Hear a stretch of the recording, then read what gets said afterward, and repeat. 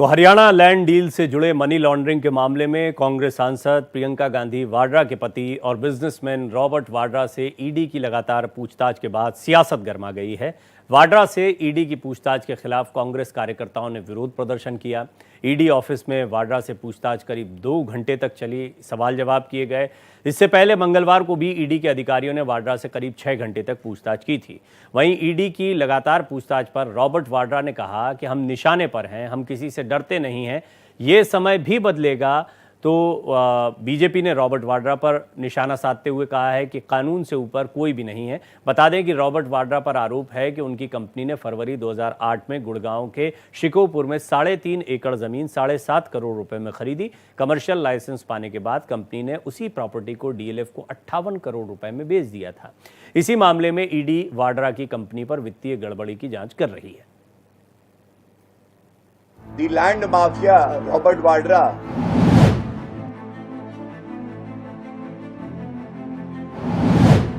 Haryana land case में कांग्रेस सांसद प्रियंका गांधी वाड्रा के पति और कारोबारी रॉबर्ट वाड्रा पर ईडी का शिकंजा कसता जा रहा है।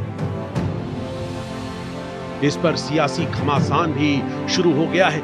वाड्रा से ईडी की पूछताछ के खिलाफ अलग अलग राज्यों में कांग्रेस ने विरोध प्रदर्शन किया। आईसीसी कार्यालय पर भी कार्यकर्ताओं ने प्रदर्शन किया। वहीं रॉबर्ट वाड्रा से ईडी ने फिर पूछताछ की। आईसीसी कार्यालय पर भी कांग्रेसी कार्यकर्ताओं ने प्रदर्शन किया, तो दूसरी ओर रॉबर्ट वाड्रा से ईडी ने पूछताछ की। ईडी ऑफिस में वाड्रा से पूछताछ करीब 2 घंटे तक चली। इससे पहले मंगलवार को भी ईडी के अधिकारियों ने वाड्रा से करीब 6 घंटे पूछताछ की थी। ईडी की पूछताछ को लेकर वाड्रा ने धमकी भरे अंदाज में कहा कि समय हमेशा बदलता है। देखिए, सॉफ्ट टारगेट तो मैं अपने आप को कभी नहीं बुलाऊंगा। मैं तो जितनी बारी आप मेरे को परेशान करोगे या मतलब कोई भी प्रेशर डालोगे, मैं और उभर के आऊंगा और स्ट्रांगली बनूंगा।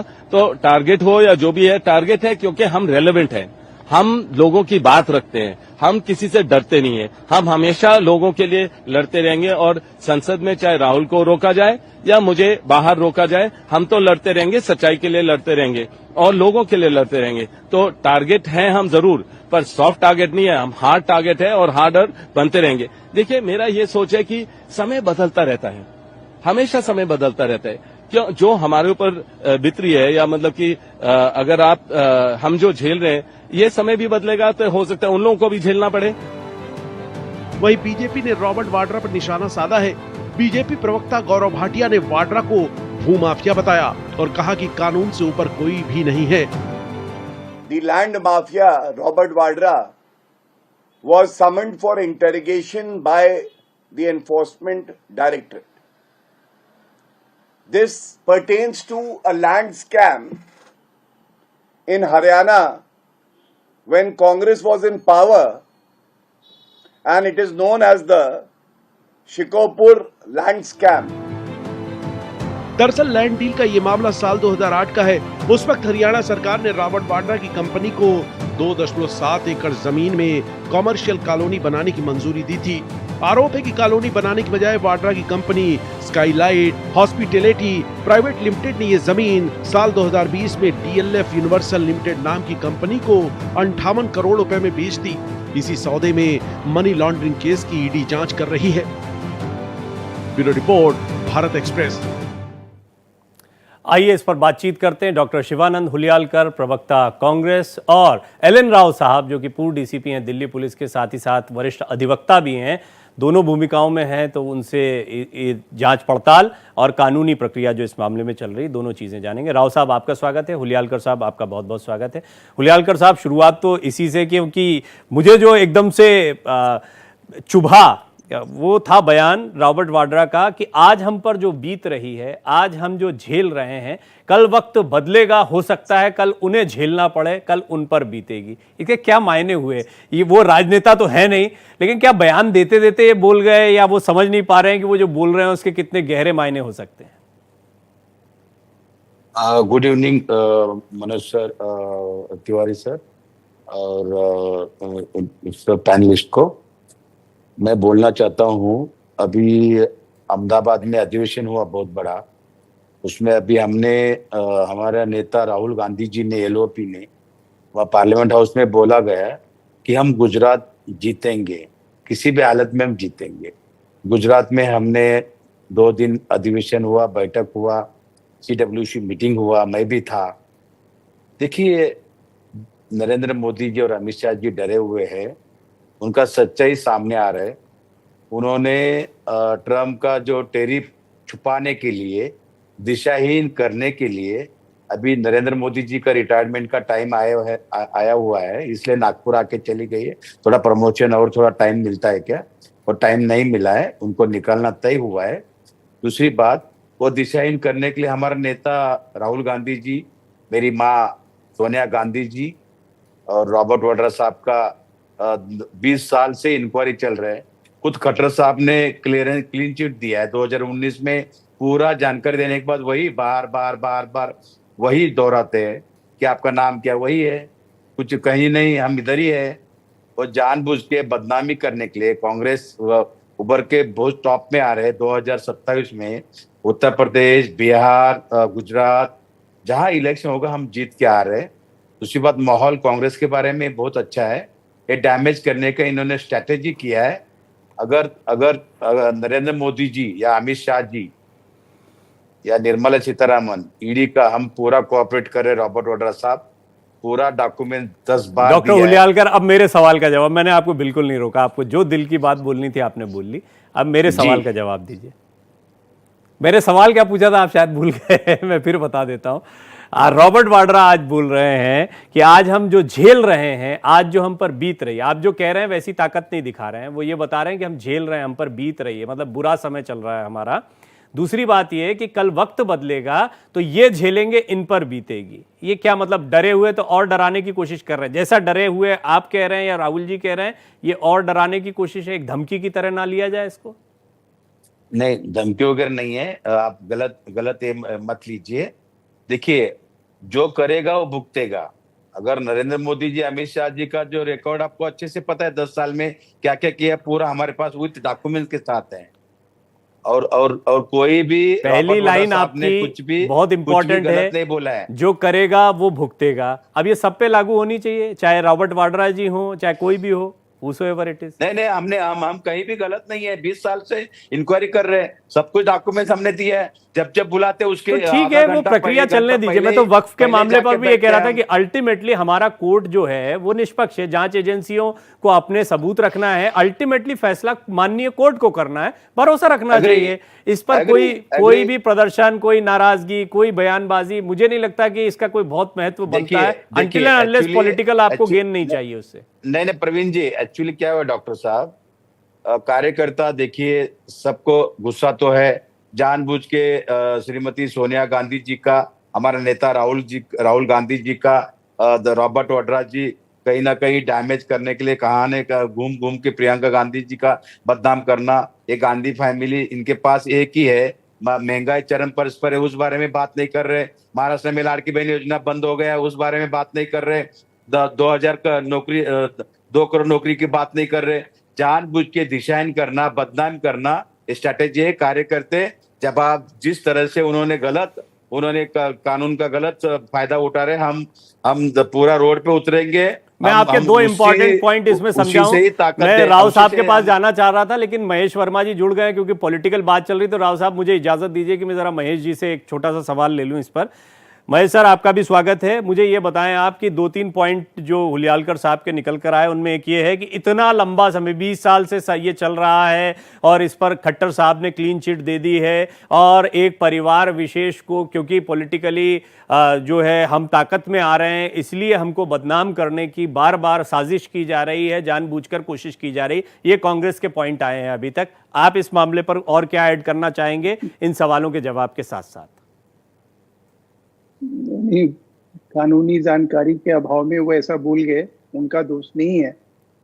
मेरा सिर्फ ये कहना है कि इस देश में विधि विधान, संविधान और कानून जो है नेहरू गांधी परिवार के लिए अगर नहीं है और उससे इतर ये लोग हैं, इनके ऊपर कोई भी किसी भी तरह से ये कोई भी भ्रष्टाचार करे, कोई भी इस देश में कुकृत्य करे, उसके लिए कोई ना इनके लिए कोर्ट कुछ कहे, ना कहीं किसी प्रकार से कोई विधि विधान के तहत इनके खिलाफ कोई कार्रवाई हो। अगर कुछ ऐसा होता है तो ये लोग आज जो रॉबर्ट वाड्रा कह रहे थे वो वही कह रहे थे। ये इस देश में कहाँ होता है? क्या हम और आप ऐसा कर सकते हैं कि 50 एकड़ जमीन जो है वो मात्र 3.5 करोड़ रुपए का जो है वो खरीद के और उसको 5,000 करोड़ में बेच दिया जाए? मतलब इस तरह से अगर हम और आप करें तो हमारी आपकी क्या स्थिति परिस्थिति होगी, और हम किस तरह से मतलब कानून को और कोर्ट को फेस करेंगे। इनके लिए तो ये सब चीजें जो है इन लोगों ने मजाक बना के रख दिया। वो कहते हैं ना कि चोरी भी और सीना जोरी भी। नहीं, ये तो सर सही है कि ये जिसने भी गलत किया, इन्होंने खुद कहा जो करेगा वो भरेगा। अगर कोई आदमी ये जो कह रहे हैं कि टाइम इतना क्यों लगता है, इतना लंबा समय क्यों खींचा, बताकर और देश को गुमराह करेंगे।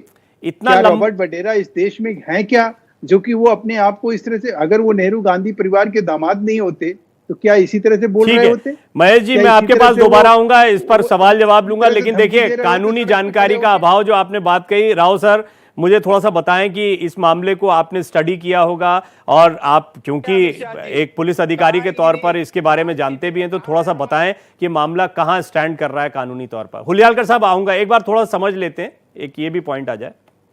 नमस्कार प्रवीण जी, आपके सभी व्यूअर्स को। बहुत अच्छा टॉपिक आपने लिया है क्योंकि इसमें कानून और इन्वेस्टिगेशन दोनों का समावेश है। और देखिए, कानून हमारे देश में सभी के लिए बराबर है, चाहे वो कोई पॉलिटिशियन है चाहे कोई कुछ भी है। और वाड्रा जी ने सही कहा, जो कुछ करेगा वो भुगतेगा, वो कोई बात नहीं है। तो ये खुद भुगतेंगे क्योंकि ये प्रत्यक्ष रूप से जो 3.5 एकड़ जमीन है जो कुछ करने के बाद में 58 करोड़ की जो लैंड यूज के बाद बेची है या किसी को भी दी है, वो तो सामने है ना। ईडी का यही एक केस है कि इतनी सस्ती जमीन लेके लैंड यूज के बाद इतनी महंगी बेची है। तो उसका एक बड़ा एविडेंस, बहुत एविडेंस की बात मैं कर रहा हूँ, और वो इन्वेस्टिगेशन में आएगा। और वाड्रा जी के लिए इन्वेस्टिगेशन के लिए, इनकी पूछताछ के लिए चल रहा है, तो वो पूछताछ होनी चाहिए और पूछताछ में उनको सहयोग करना चाहिए। इसमें यह कहना कि पॉलिटिकली मोटिवेटेड है या कोई और ऐसी किसी वजह से कर रहे हैं, वो बिल्कुल गलत है। कोई इसमें तथ्य नहीं है, क्योंकि इन्वेस्टिगेशन तथ्यों के आधार पर होती है, एविडेंस के आधार पर होती है। उसको कोई भी झुठला नहीं सकता, क्योंकि कोई भी गलत इन्वेस्टिगेशन करेगा तो उसको कोर्ट में भुगतना पड़ेगा। यहाँ पर ऐसा नहीं है। यहाँ पर तो यह है कि जो तथ्य है, एलिगेशंस हैं, उनकी इन्वेस्टिगेशन हुई है, उसके ऊपर इंक्वायरी हुई है। इंक्वायरी करने के बाद में सामने सब चीज आई है, रिकॉर्ड में चीज आई है, सारा केस डॉक्यूमेंटेड एविडेंस के आधार पर है। एक ही सवाल मेरे मन में आता है, क्योंकि ये जब केस आया था तब भी इसकी खबर भी मैंने पढ़ी थी, इसके ऊपर खूब डिस्कशन उस दौर में भी किया जब ताज़ा आया था, और आज भी मैं इस पर बात कर रहा हूं जब ये, और तब भी इतने क्लियर जो फैक्ट आप रख रहे हैं कि 3.5 करोड़ में खरीदी, 58 करोड़ में बेची, एक फलाने बड़े बिल्डर को बेच दी गई, लैंड यूज उसके चेंज कर, ये सारी चीजें हम तब से सुनते चले आ रहे हैं। इतना समय क्यों? फिर मैं प्रवीण जी एक बता देता हूं, ये समय इसलिए है कि किसी खास परिवार से संबंधित है। अगर कोई नॉर्मल आदमी होता अभी तक तो पता नहीं कहां से कहां चला जाता। तो ये महेश जी सवाल आपकी तरफ आ रहा है। महेश सर, एक ही सवाल बार बार, उधर से हुलियालकर सर ने भी यही कहा, राव साहब की बात भी यही खत्म हुई। जब सब कुछ साफ है और इतने समय से साफ है तो कार्रवाई क्यों नहीं होती, या अभी तक सजा क्यों नहीं दिलवा पाए? देखिए, कार्रवाई का विषय जो है कोर्ट कचहरी का है। कोर्ट न्यायालय जो है ये तय करता है। और रॉबर्ट वाड्रा को अरेस्ट करना ना करना, या वो अग्रिम जमानत पर हैं, अग्रिम जमानत का विरोध हुआ, और जस्टिस ढींगड़ा आयोग के तहत जब ये मामला जांच इसकी शुरू हुई, जब सरकार वहां आई और जांच के बाद लगभग 50 एकड़ और 15 ऐसे प्रोजेक्ट पकड़े गए। और इसमें सिर्फ इतना ही तक सीमित नहीं रहा, मामला वाड्रा जी का लंदन में बेनामी संपत्ति खरीदने का है, और 120 लाख पाउंड का जो है वहां पे जो उनकी प्रॉपर्टी है, संपत्ति है, उसका भी कोई जो है हिसाब किताब वो नहीं दे पाए। तो देश को जो है एक तरह से कांग्रेस और राजनीति के जरिए जो है एक अपने प्रियजन या अपने रिश्तेदार को इस तरह से फायदा पहुंचाने का काम जो किया गया, ये एक प्रकार से समझ लीजिए कि इससे बड़ा देश का नुकसान, ये तो हम समझ गए, इसको तो हम खूब देख भी रहे हैं। कानून की इससे बड़ी तौहीन और क्या हो सकती है? महेश जी, हम इसको खूब देख रहे हैं, खूब बता रहे हैं, इस पर खूब खबरें चल रही हैं। सम्मान करते, मेरा पूछताछ कर ले, मेरा सवाल सिर्फ इतना है, महापाप हो गया। जी महेश जी, मेरा सवाल सिर्फ इतना है कि अभी रॉबर्ट वाड्रा के एक बयान से शुरुआत हुई थी, डॉक्टर हुलियालकर से भी मैंने उस पर सवाल लिया था। उन्होंने कहा आज हमारा बुरा वक्त चल रहा है या आज हमको परेशान किया जा रहा है, वक्त बदलेगा इनकी स्थिति यही हो जाएगी। क्या यही डर होता है राजनीति में इन्फ्लुएंशियल चेहरों का, जिसकी वजह से ये कार्यवाही को बहुत प्रचारित तो किया जाता है कि देखिए भ्रष्टाचारी भ्रष्टाचारी, लेकिन कोई कुछ होता दिखाई नहीं देता? देखिए साहब, मैं फिर कह रहा हूं, अगर ईडी कहीं गलत होती, सीबीआई कहीं गलत होती, जांच एजेंसी कहीं गलत होती, तो कोर्ट आपको क्लीन चिट देता। आप गए ना कोर्ट में, आपने कहा ना कि हमारे खिलाफ गलत मुकदमे दायर किए गए, हमारे खिलाफ जो है गलत जांच हो रही है। कोर्ट ने, सुप्रीम कोर्ट तक आप इस चीज के लिए कंसीडर नहीं किया गया। तो जो चीज सुप्रीम कोर्ट, हाई कोर्ट और देश के तमाम कोर्ट कचहरी उसको कंसीडर करने के लिए तैयार नहीं है, अब आप उसके खिलाफ जो है सड़क पे उतरिएगा और धमकी दीजिएगा खुलेआम और धमकाइएगा। ये आपका वैलिड पॉइंट है, मैं एग्री करता हूं इस पॉइंट से। ये पॉइंट मैंने शुरुआत में उठाया। डॉक्टर हुलियालकर, मेरा पॉइंट अब भी यही है, चाहे वक्फ का मामला हो, चाहे नेशनल हेराल्ड का मामला हो, चाहे ये रॉबर्ट वाड्रा साहब का मामला हो, हर मामला कोर्ट पे चल रहा है। हमारी न्याय व्यवस्था बड़ी पुख्ता है, इसको बार बार आप पॉलिटिसाइज क्यों करते हैं? आप इसका फायदा क्यों उठाते हैं कार्यकर्ताओं में एक मैसेजिंग करने की? डॉक्टर प्रवीण सर, जब से कांग्रेस का अधिवेशन 2 दिन गुजरात में, अहमदाबाद में, वो भी मोदी और अमित शाह के शहर में हुआ, तब से नरेंद्र मोदी अमित शाह की नींद उड़ गए है, आरएसएस बीजेपी का नींद उड़ गया है। मामले 20 साल से आप ये दूसरी बात, जानबूझकर बदनामी 20 साल से उठा रहे हैं मुद्दे, महंगाई की बात नहीं कर रहे हैं। ये गुजरात तो आपने एक नैरेटिव बना लिया है। ये देखिए आप, ये सारी बातें आपने पहले भी बोली है। मेरा ये कहना है 20 साल से चल रहे हैं, आपने खुद कहा बार बार करते हैं, अभी आप बार बार गुजरात ले आ रहे हैं बीच में। नहीं इधर सुनिए। नहीं ठीक है, वो आवाज नहीं आ पाएगी, आप वैसे ही बता दीजिए, अपनी बात में बता दीजिए। देखिए, नरेंद्र मोदी जी गोधरा कांड जो किया, उसमें सीबीआई वहां के जो पुलिस था उसको सीबीआई ज्वाइंट डायरेक्टर बना दिया। वहां का जो वकील था, मैं देखिए इसको, मैं कोई ये संसदीय कार्यवाही नहीं, पर गोधरा कांड किया, ये किया, इन वर्ड्स को मुझे लगता है अवॉइड करना चाहिए। अब मैं ये समझ रहा हूँ कि ये पॉलिटिकली आप इसको एक अलग दिशा में ले जा रहे हैं, लेकिन राव सर, आपने इतनी सारी प्रोसीडिंग्स, आपने सारा पॉलिटिकल प्रेशर वगैरह सारी चीजें अपनी जिंदगी में देखी हैं। मुझे बताइए, इस चर्चा में इन्फ्लुएंशियल होना क्या यही एक वजह है जो आपको लगता है कि इतना लंबा मामला खींचता है, जबकि सारी चीजें साफ होती हैं? मैं ये नहीं कहता, हम कोर्ट भी नहीं है, हम नहीं कह सकते साफ है नहीं है, तो माननीय कोर्ट का मामला है, लेकिन फिर भी एक वकील के नाते आप इसको कैसे समझाएंगे?